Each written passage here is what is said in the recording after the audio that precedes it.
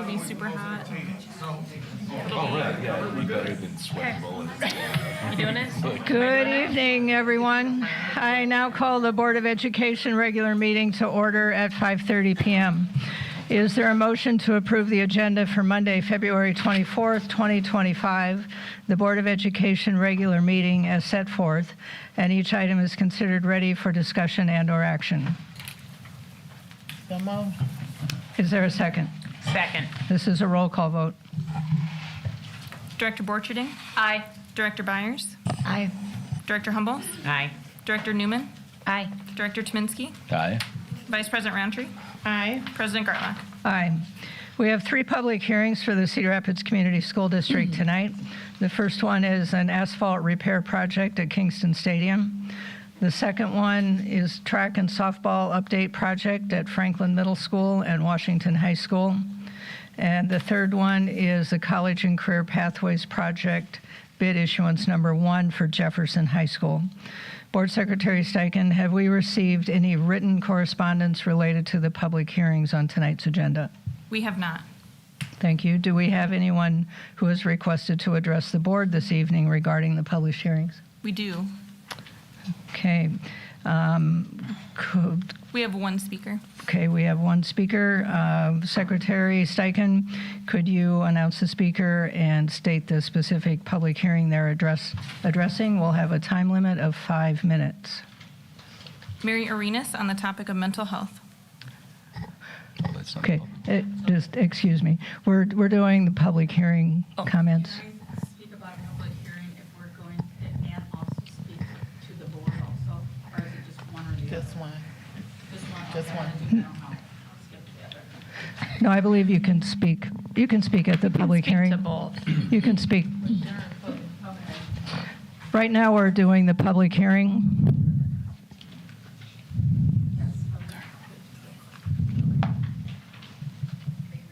Yeah.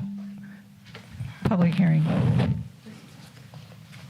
What is your topic, Mary? Right now, it's for the improvements of the schools, the tracks. Okay. Later, it will be mental health. Okay. Okay. Yes, that will come later. So right now, we're doing public hearings. Okay, Thank I you. think that the tracks and the softball feels, I feel, just as a mom of many and foster mom to many, that those things need to be taken care of for the health of our students doing the track. Oh, I live at 3015 Kenridge Terrace, Northeast Cedar Rapids, Iowa, 52402. And for the College and Career Pathways Project, that, what is that, 30 million for Jefferson is, I believe that is, because it was our 60 million. I went to a private school and for the last 55 years, they had been partnering with business around Cedar Rapids, Iowa, and they had been doing on-site training for the last 55 years, and we didn't get a new building when that started, and I just don't know why, but that's just my take on it. That's all. Okay, thank you. We'll move on to addressing the board. Have there been requests to address the board this evening? Yes. How many requests do we have? We have one. Okay, thank you. With one speaker this evening, you'll be given 5 minutes for your remarks. Please respect the time limit allotted. Board Secretary Steichen will serve as your timer and indicate when your time has expired. If you have submitted a request to address the board and choose to refrain from speaking in the interest of equality and fairness, your time may not be yielded to another speaker. To abide by the open meetings law, there will be no dialogue between board directors and the public during this time, except to clarify the nature of questions or comments from the individual speaking. We ask that the audience and speakers refrain from inappropriate language and outbursts as a matter of respect for all in attendance. This board has zero tolerance for profanity, vulgarity, demeaning language, or threats of any kind. Lastly, I'd like to remind our speakers that the board cannot address personnel and student matters. The board policy outlines a process for addressing and resolving concerns. We ask that speakers refrain from using personal names and information during public comment. Before we begin, I'd like to remind our speaker to state her name and address when called to the podium. Board Secretary Steichen, please call our first speaker. Mary Arenas on the topic of mental health.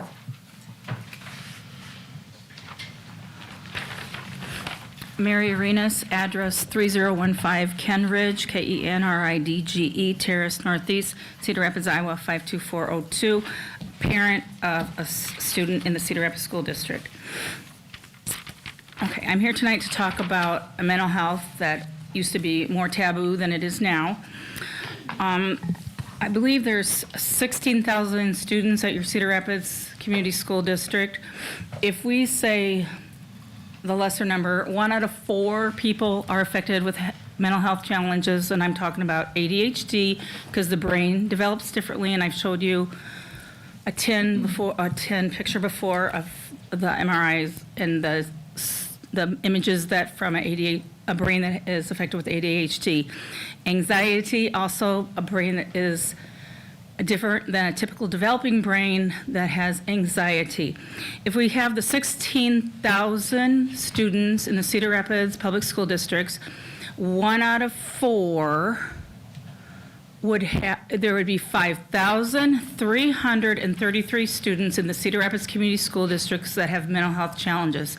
Some are extremely severe, and it goes down to still barriers, but they are still in the district. If we say 1 out of 3, which is a more realistic number, it is, 1 out of 4 is 4,000.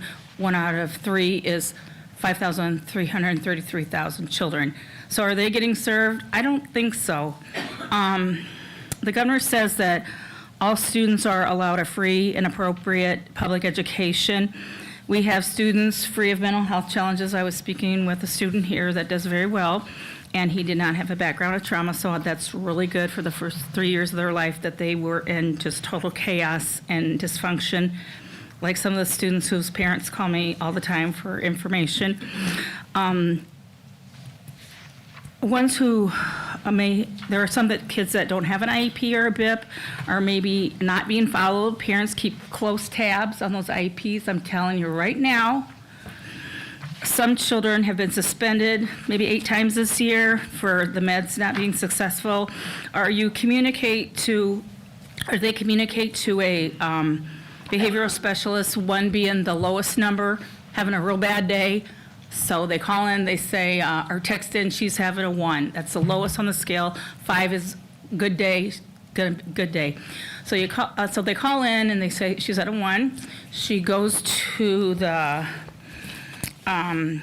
check-in person that she checks in and just says, I'm feeling nervous, I'm feeling confused, I'm feeling sad and angry.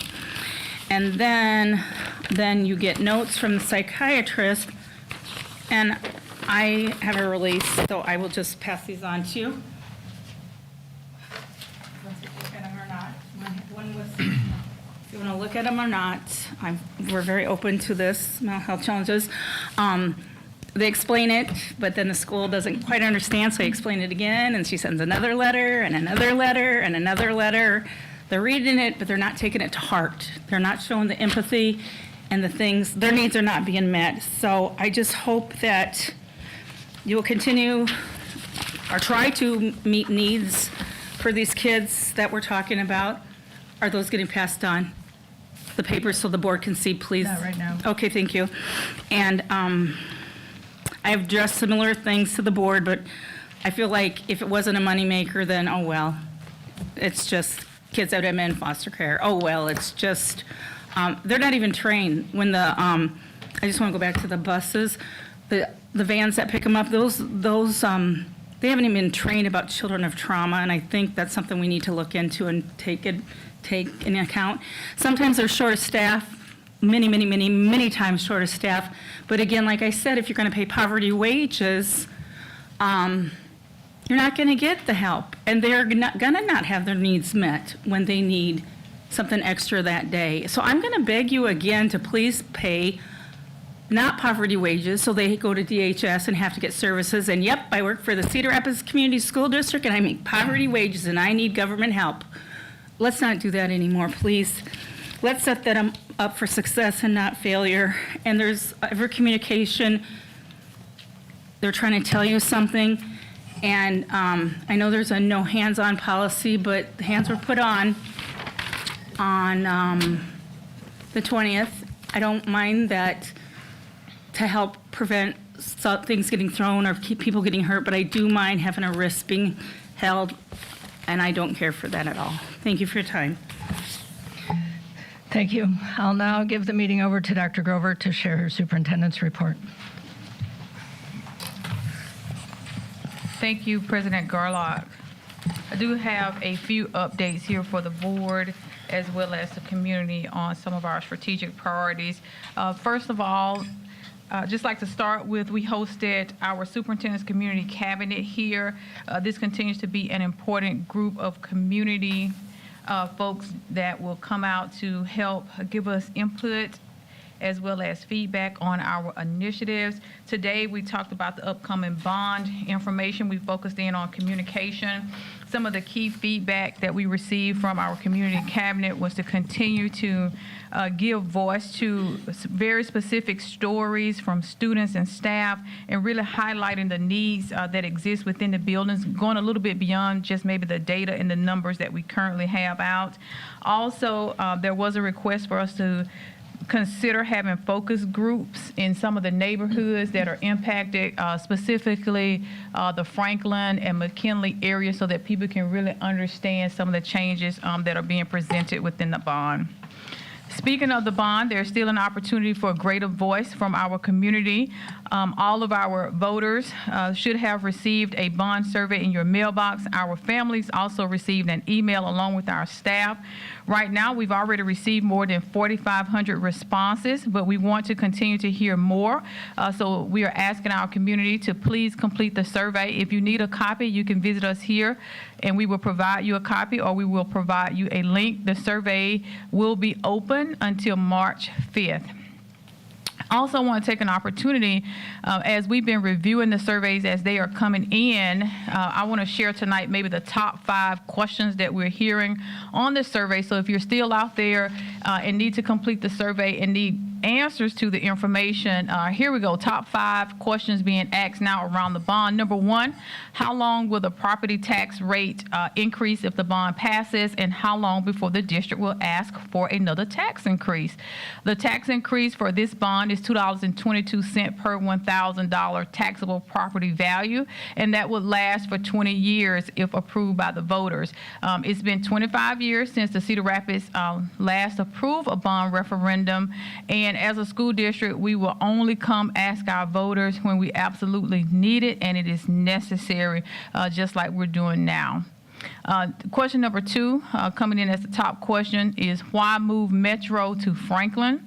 Well, for those who may know the history of Metro, Metro has been around. They celebrated 50 years last year, and so the program continues to be important to our organization, but it has moved locations. It started out over in the Wellington Heights area, and now they're at the former Tyler Elementary School building, which is an elementary school.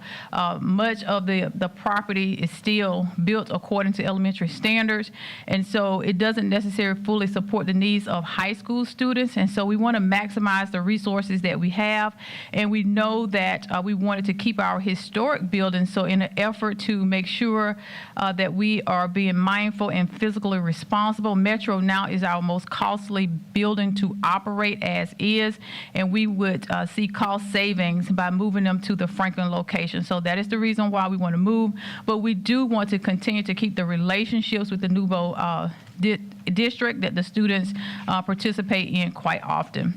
Number 3, will Roosevelt be renovated to accommodate the Wilson students? The answer is yes. The district plans to invest $26 million in Pebble and Save funds to renovate Roosevelt. These would be existing dollars that we don't have to ask the taxpayers for. Again, helping us to maintain our historic buildings.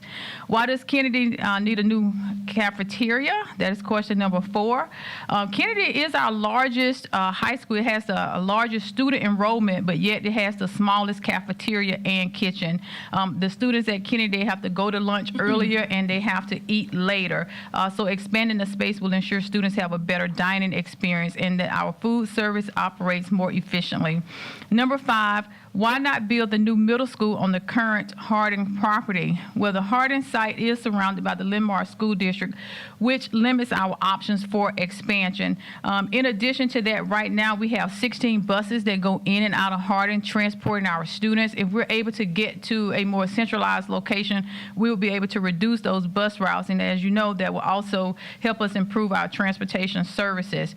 We do know that this is a very important topic. So as we talk about focus groups, our team, we will be holding a neighborhood meeting about the new middle school. That's going to be at Harding Middle School at 6 p.m. on Wednesday of this week. If you'd like to come out and join us, certainly we welcome, as we will be talking specifically about the new middle school project. Moving on to our student cabinet update. Always great to hear from our students. We are sharing information about the bond with them, but we spent most of our time this last meeting talking about safe and secure learning environments. As we know, that is our top priority. The students did give us feedback that we'll be taking on to our leaders. I would say the hottest topic probably came from Malik's table over there, and that was simply to enforce the rules that we have that exist, and that came from our students. So we'll be talking about that with our administrators and how we continue to improve behavior in our schools. Also, we talked about the program of study guide. The students were very excited to receive the program of study. They even stated that every student should receive a copy of it. So staffing, we know that that is another one of our top priorities. Just wanted to quickly update. We're making a lot of progress in the area of staffing, but my update to the board as well as to the community is to really just, as we move through our staffing model, I really do applaud our business office, our HR team for really taking a look at the resources that are allocated to us. As we know, Carla is constantly coming to us, letting us know the state of affairs as it relates to the budget. We wanted to accomplish three things out of going through the staffing process. Number one, we want to create a transparent and consistent way to staff our buildings, having a staffing guide that is consistent and that everyone is aware of. We believe that we have accomplished that. We also want to make sure that we are taking a look at the number of students that are in our buildings, but also looking at their needs. Right now, the way that we allocated, it was mostly based on just the number of students, but we know the needs vary. By doing this, we're now able to offer autonomy to the buildings where they would have a certain allotment that would allow them to best meet the needs of their campuses. And the last one, number 3, would be creating a staffing model that would allow us to have resources that align to our priorities.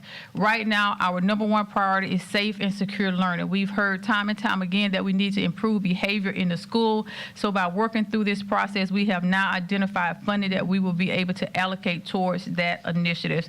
And more information to come. Our principals, they will receive their staffing allocations and the supplemental backpack information this Friday. And so really do appreciate them working alongside us as we continue to prepare for the spring. I've already mentioned about the course catalog with our students, but for the public, we want you to know that it's available on our website. Just go to our website and you will see CRCSD Program of Studies. I do encourage you to take a look where we have the opportunity. Students are now building their schedules, and you can see all the classes that we are offering. So some updates and highlights for this year. The Science and Social Studies course sequence, you can find that on page 25 and 30. We know that we've heard some questions on that. Also, course requirements, added grade-specific course requirements. That's on page 7. Our freshman seminar class is also included with details. That's on page 46, as well as all of the Kirkwood Career Academies and IJAC programs. They're all in one place. If you want to take college classes from Kirkwood, you can just go to our program of study guides. It's there for you on pages 73 through 86. Great job to the Office of Academics. All right, shout out really quickly to Metro High School and BIG. Congratulations to Metro High School and Iowa BIG. They were both recently awarded the STEM Business Engaging Students and Teachers Program Award. It's called the Best Award. How about that, Metro and Iowa BIG? both right here in Cedar Rapids Community School District. Okay, let's keep the drum rolls going for our preschool expansion. I just feel like preschool deserves a round of applause for our Board of Education. I believe this is their top legislative agenda item here. And as they're trying to figure things out in Des Moines, our board is trying to figure things out here in Cedar Rapids, and we're excited about that. And so on Friday, February the 28th, we will be kicking off our preschool registration. This is so important. Space is limited. So I want to go on record that I'm letting families know space is limited, but this year you will have the opportunity to customize your child's preschool experience here with us in Cedar Rapids Community School District. Registration opens online at 6:00 a.m. and you can register in person at Truman Early Learning Center from 8 a.m. to 4 p.m. What's exciting this year is that we do have half-day offerings. We also have half-day with wraparound services where the students can stay all day. We also have full-day programming coming. So pay attention to our social media as well as our website, and let's get those early learners registered on Friday, February the 28th. As you can see that our early literacy is quite important in conjunction with our other grades as well. So just a quick CKLA update. Thank you to the Board of Education for the adoption of the resource. And we are looking to at least meet 80% reading proficiency, and you can see that our students are well on the way as a result of their implementation. All right, yay. Now this is a very special award here that was announced today. We would like to recognize Jenny Wagner. She's one of our teachers from Kennedy High School for winning the first ever individual Dan Marberter Mentors in Violence Prevention Advocacy Award.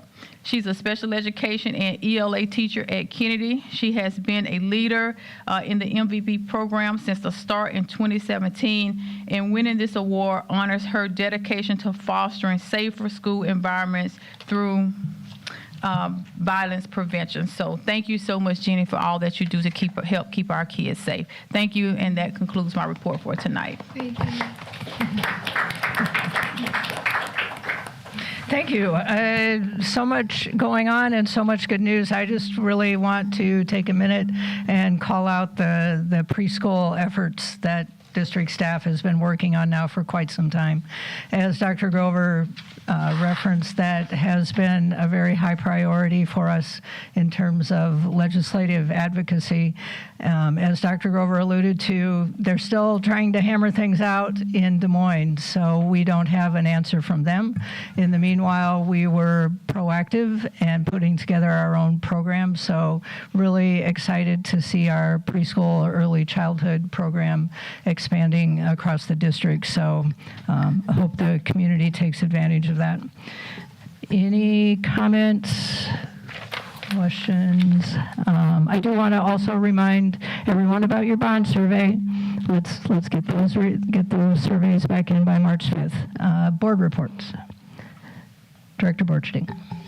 Thank you, President Garlock. On January 30th, 2025, the Superintendent's Core Committee for Policy and Compliance Oversight met to hear a presentation by Karen Swanson from the Cedar Rapids Community School Foundation. She spoke to efforts to coordinate and optimize major fundraising efforts within the district. Committee members asked questions concerning fiscal agents and the distinctions between major fundraising campaigns and smaller efforts such as bake sales and similar events. Thank you. Director Tominski. I'm just down to one, President Garlick. Okay. I think I told you I had three. The Academic and Achievement Advisory Committee met virtually on February 17th with President Garlock. The attendance to the DMG conference on improving academic success amid declining public enrollment was one of the topics that we covered. Key themes included the need for bold changes in education and evolving special education. Adam Zimmerman also joined us, provided updates including visits to ninth grade academies, local school renovations, and upcoming community input plans for CityView and its recruitment strategies. Jillian Schulte announced the elementary and magnet school lottery deadlines and discussed the advocacy for MSAP funding. Corrine highlighted the need for improved scheduling for special education. Chris Gibson reported on better attendance and referrals, but raised concerns about the impact of what's happening with Catherine McCauley and its effects on immigrant families. Thank you. Other board reports. Director Byers. You bet. At the Finance and Facilities meeting for February, we were updated on multiple facility projects from bid openings for the McKinley Science Lab project to an overview of the design development phase of the Harrison and Madison project.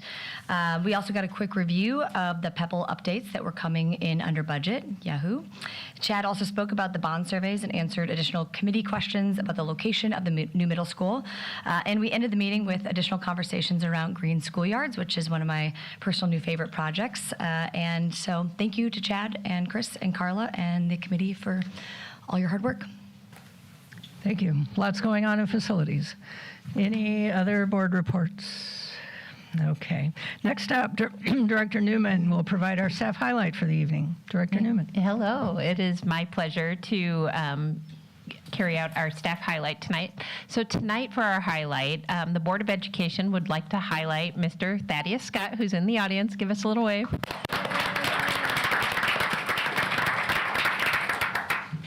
Thad is the first district contact in the operations department when there's an emergency. So you always want somebody on your team like Thad. He facilitates correcting those issues and is always willing to go above and beyond when tackling an issue. Whether it's coming in on the weekend or taking calls in the middle of the night, he's always available to solve whatever comes up. Thad is knowledgeable on all of our many systems running our school district, and you can often find him reading a manual of a new piece of equipment, learning exactly how it operates. He's not only a great coworker, but an amazing friend to those he works with, bringing humor and levity to all. Thad would be the last to take credit, but the first to offer support, many times having things solved before the work order can even be fully processed.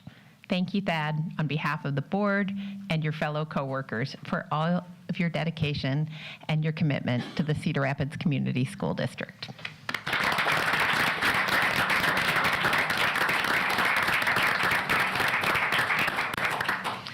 Thank you, Thad. Moving on to our consent agenda. Are there any items the director would like to pull for a comment, question, or separate vote? Do we have a motion to approve the consent agenda? So moved. Is there a second? Second? This is a roll call vote due to the personnel report. Director Byers, Aye. Director Humbles, Aye. Director Newman, Aye. Director Tominski, Aye. Vice President Roundtree, Aye. President Garlock. Aye. We have one item under administration tonight. Director Borcherding. Aye. Sorry. Thank you. We have one item under administration tonight. The only item is for the publication and scheduling of public hearings for fiscal year 2026 proposed tax notice and budget. And I'm going to hand it over to Carla and Derek. Good evening, Board of Directors. Tonight for our fiscal year 2026 certified budget process, Derek is going to go through the timeline and information that will be forthcoming to the county auditor's office. All right, hello, thank you for having me. Let's see if we can get this.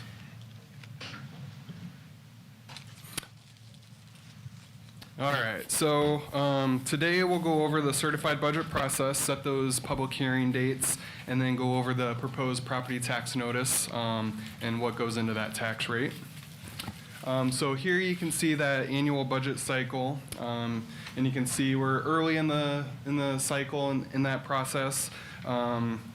And just kind of know that some of these dates will come pretty quick as we hold those public hearings, and the Business Services Office will continue to provide updates kind of throughout this process over the next couple months.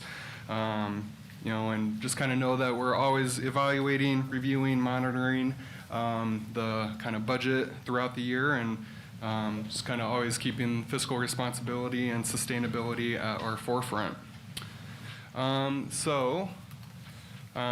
As we go through the budget process, we're continually reviewing and re-estimating the budget throughout. And so to kind of touch base on where we're at today with the general fund deficit, you might remember we were at about a $9.6 million deficit when we originally put the budget together, knowing that this was a bridge year coming off of ESSER funding. As we've re-estimated, we have freed up about $900,000 total and got that down to $8.8 million. And that's through the position rebudgeting cycle. We've freed up about $610,000 through unfilled vacancies and salary and benefits to this point in the year. And so it's kind of important to note that of that $8.8 million deficit still, about $1.5 million of it is still tied up in vacancies, salary and benefits from this point through the end of the year, budgeting for that, assuming that those positions could be filled through the rest of the year. We've also been able to shift $600,000 to PEPAL eligible expenses for building repair needs that through the ESSER funded years we kept in the general fund as a funding strategy, but now that ESSER funding has expired, we're going to be looking to shift that back to those PEPAL expenses. And then kind of one setback that we've ran into is due to state legislative changes and how open enrollment billing is affected. So our original estimate for open enrollment billing is now about $260,000 more than our re-estimated, just because of state changes, and little change in language kind of can make big impacts.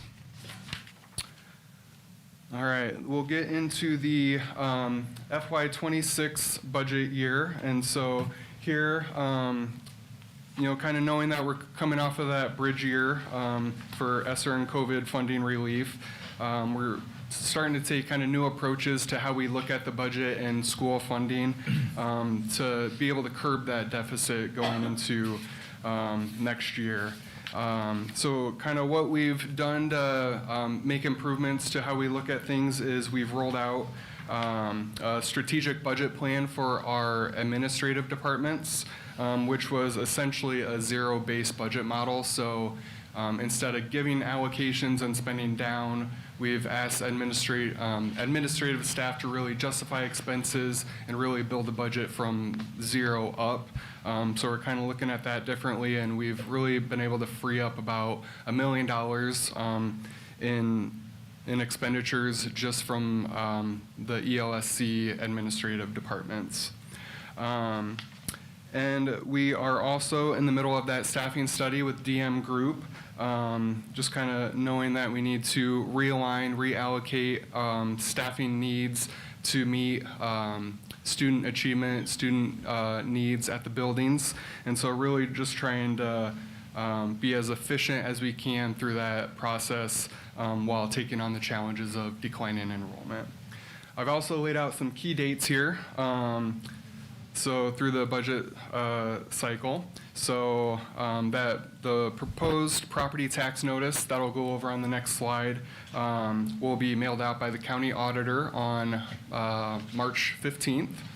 And then we will go over that property notice at the March 31st board meeting where we'll hold that first public hearing.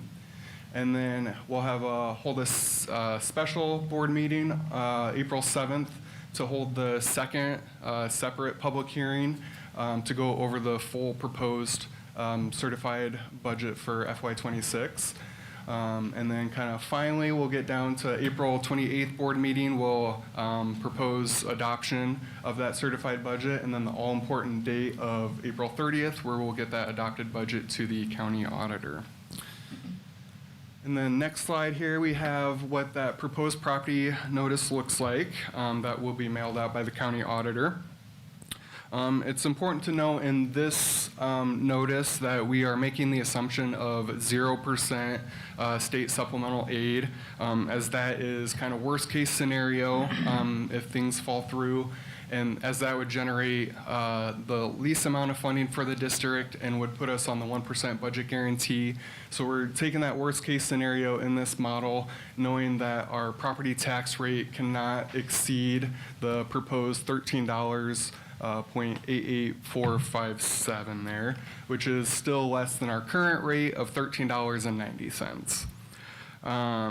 And also within this notice, that's going out, they do assume a 10% of assessed value increase, which results in a residential and commercial percentage rate increase of about 12% and 13.5% respectively.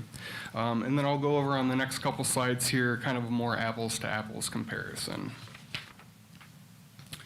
All right, so using a $100,000 residential property here, and we have our rollback rates that are set by the state legislators and the proposed tax rate there.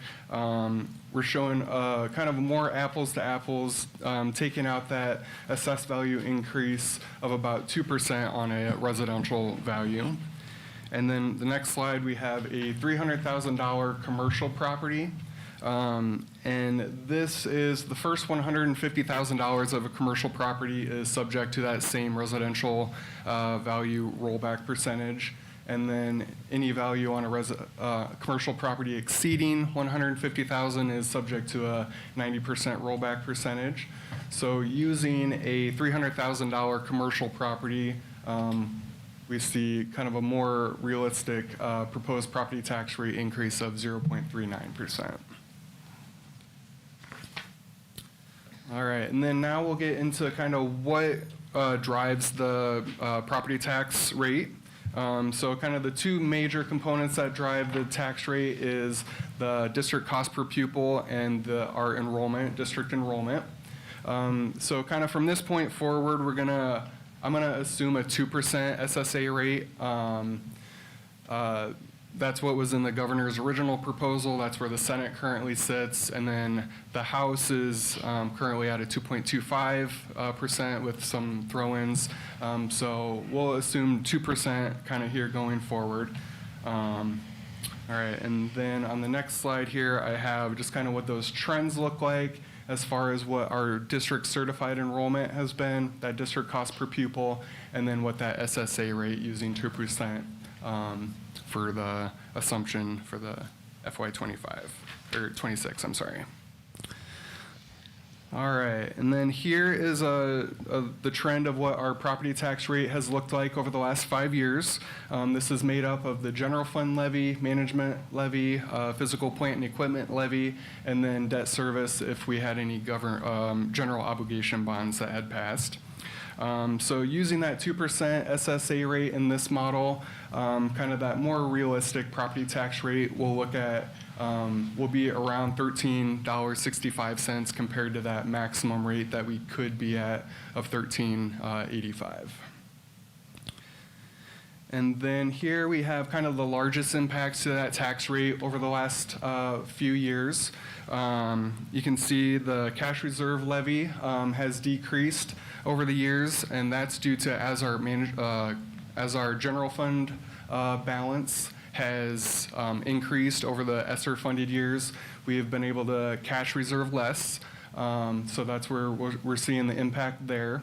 And then the instructional support levy is what we're seeing an uptick, direct impact there, which is due to the state of Iowa has decreased the income tax, the state income tax to a flat rate of 3.8%. So kind of what that's directly impacting is that income base, that our income surtax for that instructional support levy, the dollars that we pull from that. So with that base being less, it's shifting more of that instructional support levy being funded by the property tax rate as opposed to income. So that's where you're seeing the impact there. And then kind of finally, we see the management fund levy has decreased, and that's as we've been able to kind of level off that levy that supports property and casualty insurance needs and early retirement benefits. All right, and then we get into who controls that rate. And then, so about 25% of the rate is board controlled. So between the instructional support levy, the cash reserve levy, management levy, and then that 33-cent PEPL. Note that the ISL, the instructional support levy, is expiring at the end of FY26. So we'll present that in about a year's time to look to extend that. And then we have the community, the voter controlled, about 10%, which is the voted PEPL that passed back in September with over a 70% vote. So I just want to be able to use this as an opportunity to really thank the community and those voters for their continued support for the district and our initiatives. And just kind of knowing that voted PEPL alone goes a long way. It's essential for our 10-year PEPL plan to really improve and maintain district facilities and equipment. So thank you. And then finally, we have the state funding formula makes up the last 65% there. And then we have our just our trend of where the district's tax rate has been over the last 10 years. After it was level there, we've seen a slow kind of decrease over the last handful of years. And then finally, we have just another chart that shows where Cedar Rapids, in the second bar there, shows where we compare to surrounding districts within Lynn County. And you can see that we are the lowest in the surrounding districts. And then I will open that up to any questions or comments you have. Thank you, Derek. I have a quick question about the tax notice that we're mailing out. Yeah.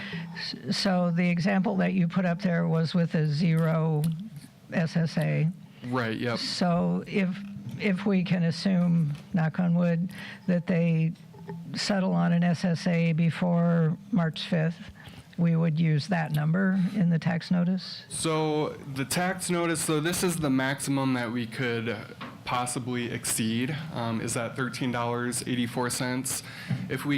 If it comes in at 2%, like we're assuming, it will be closer to that $13.65 that was shown on a later slide.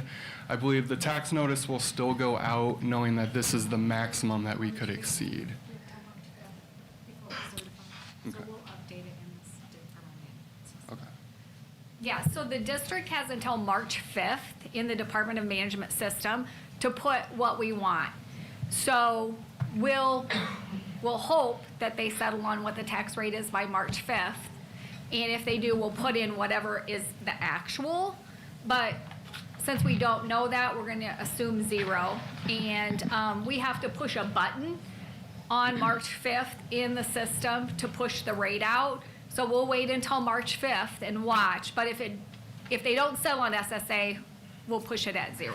Okay, so this might be a good advocacy time for folks to contact their legislator and say, in order for school districts to plan their budget, we need to have an SSA by March 5th. Correct. And every school district across the state is in the same boat. We're watching for that to get passed so we can update it in the Iowa Department of Management system, and then it will update our tax rates automatically, yes. Okay, thank you. So Yes. I hope everyone heard that, and they will send an email or make a phone call in the next day or two. Other questions? Director Borchning. I have a question there also on the proposed property tax notice, that if it is a 0%, which of course we hope it is not, that there would be an explanation of budget guarantee. And there is. It says here, CRCSD has the potential to be on the budget guarantee Sure. due to declining enrollment, and that language will be on the tax notices. Okay. But And there won't- if we get our tax rate or our supplemental state aid and it's 2%, we'll take that off. The reasons will say whatever is at the time. So there won't be a formula explaining what budget guarantee is and why we need to use it and how it's allowed and. We probably have more letters in there we could put in. Yeah, we can put in a longer explanation. I think it might be confusing to people that don't Know what budget aren't guarantee in our is. world. Yes, yeah, we have more words. I can't remember how many we're limited to.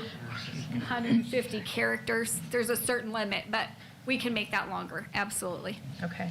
And then I do have a different question if I could, and then I'll be done with my two.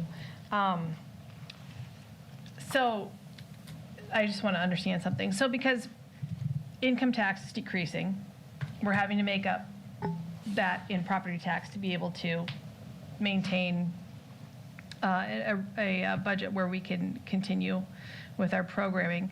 My question is, the rollbacks that are being allowed, I'm assuming that those are projected to pull more money from companies and industries. So does that also increase property tax? The rollbacks, okay. So let's go back to the rollbacks. If I can get there. So the rollback went from 46.343 to 47.457. The reason the rollback went up for percentage instead of down is because statewide, we're allowed 3% growth. Okay. And on property taxes. Last year was a reevaluation year, so because more counties had reevaluation years, it made that number drop. Typically, it stays pretty close, so it doesn't fluctuate back and forth. Okay, thank you. Yeah. And that 3% is class of property. It's not specifically a property. It's just that class of property statewide. Perfect. Thank you. It's about all the rules. Questions for other board members? There's something that stuck out, that staff justifying expenses freed up $1 million. Was this just at like an admin level, you said, here at the ELSC, or was this across schools? This What is does that just look at the LSC. The Okay. administrative departments here at the LSC did their budgets for FY26 already, and it freed up $1 million. Yes. Okay. Yes. Thanks. Other questions? No more questions? Thank you, Carla and Derek. Thank you. All those in favor of approving the publication and scheduling of public hearings for fiscal year 2026 proposed tax notice and budget, please respond by saying aye. Aye. Those opposed, same sign. Thank you. I would like to take a moment to recognize and honor the lives of 3 of our cherished Cedar Rapids Community School District employees, Brad Teal, Kelly Layton, and Max Pike. I would like to invite Polk Alternative Education Center Principal Michelle Lukowski to speak about Brad Teal, followed by Chief of Human Resources Darius Ballard to reflect on Kelly Layton, and Washington High School Principal Ian Lemaster to share thoughts regarding Max Pike. Afterward, we'll observe a brief moment of silence in remembrance of them. Brad Teal passed away on January 24th, 2025. Brad grew up in Remsen, Iowa, and was a graduate of Remsen St. Mary's High School. He began his college education at the University of Iowa, then transferred to Briar Cliff, where he graduated with his BA in 1999. From there, he received his master's in 2006 from Drake University in educational leadership and went on to earn his EDS in 2008. Brad began his role with the Cedar Rapids School District in August 2011. During Brad's tenure at Polk, he initially served as a special education teacher before transitioning into a facilitator role. In both capacities, Brad was an invaluable resource and leader, not only within the off-site programs, but also through the Special Services Department within the district. He wore many hats and took on numerous responsibilities with dedication and professionalism. Brad served as a MANT and more recently safety care trainer. He took these roles very seriously, ensuring that all those he trained adhered to the highest standards and expectations every single day. Another of his key responsibilities at Polk was overseeing Medicaid billing, ensuring that it was always accurate and up to date. We are struggling without him. He also worked closely with staff to monitor data, ensuring IEPs were submitted on time and progress was accurately tracked. However, perhaps his most important role was supporting both students and staff in managing behavior and fostering a safe and secure learning environment. Brad was a safe space for students and adults alike. He made a significant impact on countless lives. His ability to de-escalate even the most challenging situations and his unwavering respect and compassion for everyone around him were truly remarkable. He was a kind, gentle soul, willing to ask difficult questions when necessary, yet always offering support. With a great sense of humor and a tough exterior, Brad was someone everyone could rely on for guidance. For many students, Brad was the adult they could lean on for support and direction.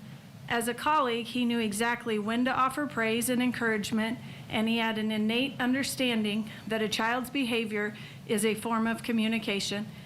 He worked tirelessly to understand and meet the unique needs of every student. In the months that followed Brad's illness, a void was felt throughout the building. There wasn't a day that went by that someone didn't say, Brad would have known exactly what to say or do. He left behind big shoes to fill within the district, and his absence will be deeply felt by both students and staff. While we will miss him dearly, we take comfort knowing that he is no longer in pain and he is at peace. As we observe this moment of silence in memory of Brad Teal, please remember the lives of the students and staff that Brad has positively impacted as an employee of the Cedar Rapids School District. Thank you. Thank you, Michelle. Darius?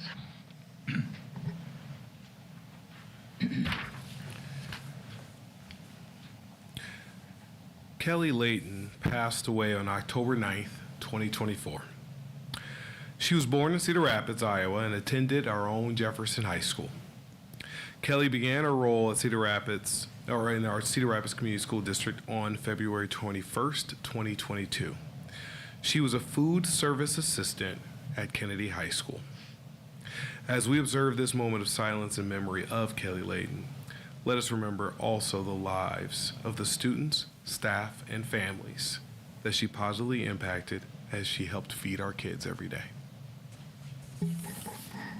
Thank you, Darius. Ian?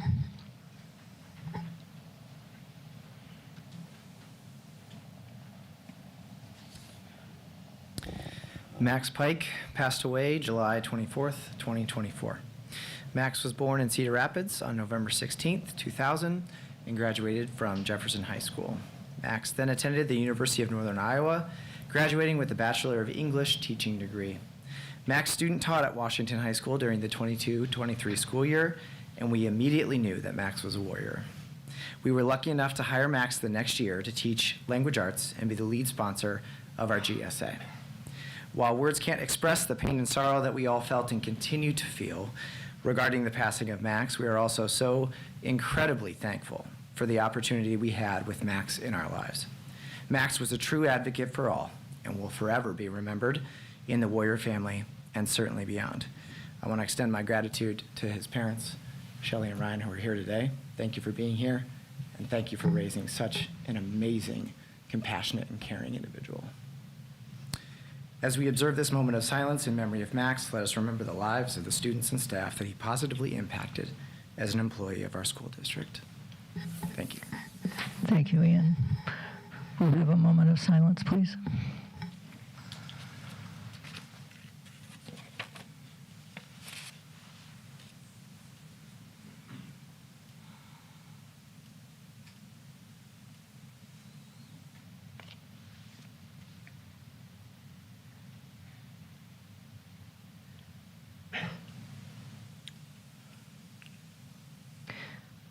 Thank you. We have several items under board governance tonight. The first item is a motion for a closed session for confidential records. Do we have a motion to move into closed session? So moved. Do we have a second? Second. This is a roll call vote. Director Borcherding? Aye. Director Byers? Aye. Director Humboldt? Aye. Director Newman? Aye. Director Tominski? Vice President Roundtree? Aye. President Garlock? Aye. The board will now move into closed session.